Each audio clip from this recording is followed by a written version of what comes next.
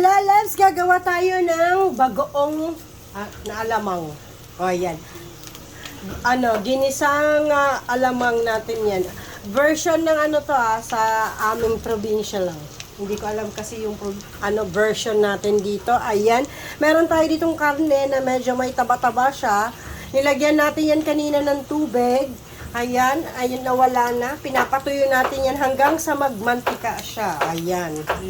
Tapos, ang ating bagoong, ayan, hinugasan na natin ng mabuti yan.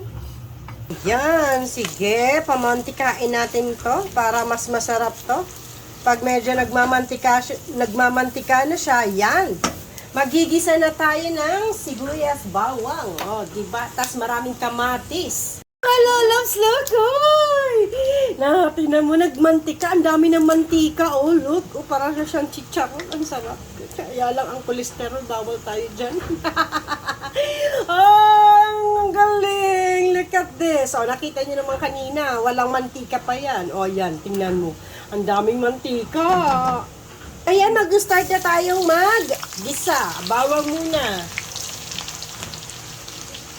Sibuyas na puti.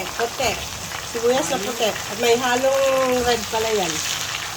Kasi may natira kami sibuyas na red. Ayan, pinahalo ko na lang. At saka, yan, lalagay na natin ang luya. Yes, ayan.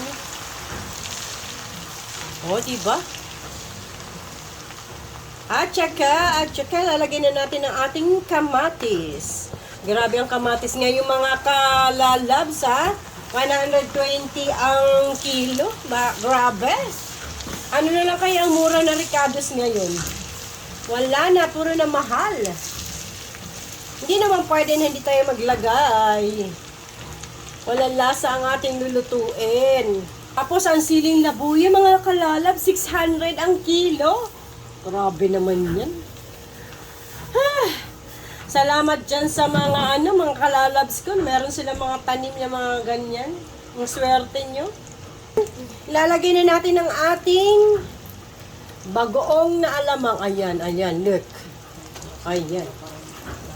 Ayan. Look. Diba? Ay. Ito pa.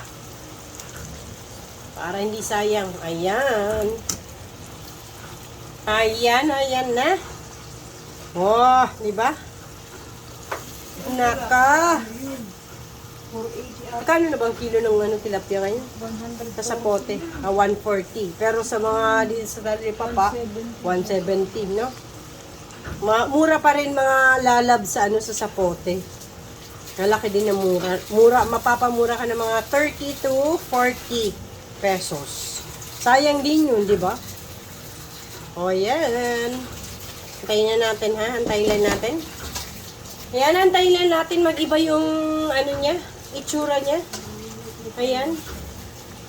Okay, antayin lang natin. Ayan, mga lalabs, look, oh. Ang ganda na ng itsura niya. Lalagyan natin ng konting asukal. Wala kasi kaming ibang asukal, kundi yung muscovado natin. Kaya yan, muscovado na lang. Ayan, malin. Sarap. Ayan.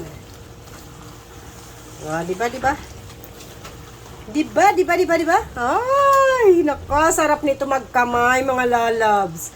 Naghihaw kasi ako ng talong. At saka naghiwa ako ng kamatis at saka pipino. Kaya tayo naggawa ng bagoong. Tapos, may inihaw tayo na pampano at saka tilapia. Ay, naka, mapapasabak na naman tayo nito.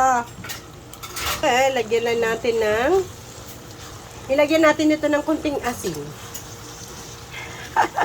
Kasi, mga lalabs, ay syempre, nahugasan natin ng maayos ang ating bagoong pa. O, hindi na siya masyadong maalat. Kaya, ayan, ang ganda na ng itsura niya, mga lalabs,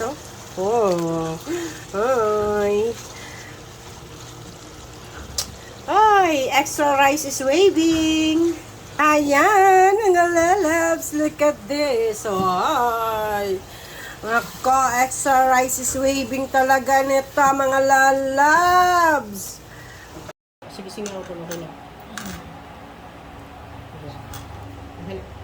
Ha, mga lalabs, ayan ang ating talong. Ayan. Ayan. Dahil tayo, di ba, mayroon tayo bagoong. Ayan. Pinaihaw lang natin to. At ito, syempre, ang ating pampano. Meron tayong tilapia. Ayan. Tilapia. Or, okay.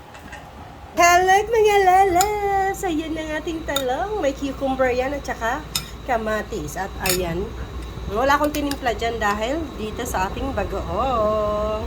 Siyempre, may bisita tayo ang aking mga kaibigan. Dito lang ako dito ako sa kwarto. Dito lang kami nag-set up. Mainit sa baba. Salamat sa suporta nyo. Thank you. Bye everyone. Labs ang ating ulam. Ayan, inihaw natin ang tilapia at saka yung pampano. Ayan. Yan ang ating nanda para sa ating mga bisita. Yung ating talong, bagoong toyo at saka ang ating carbonara. At meron ako dito nilandang pinya.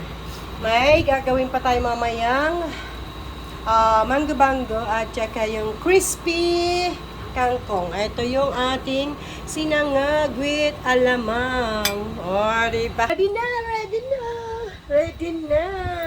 Salamat mga lalaws again. Bye. Maraming salamat sa support nyo. I love you all. Bye.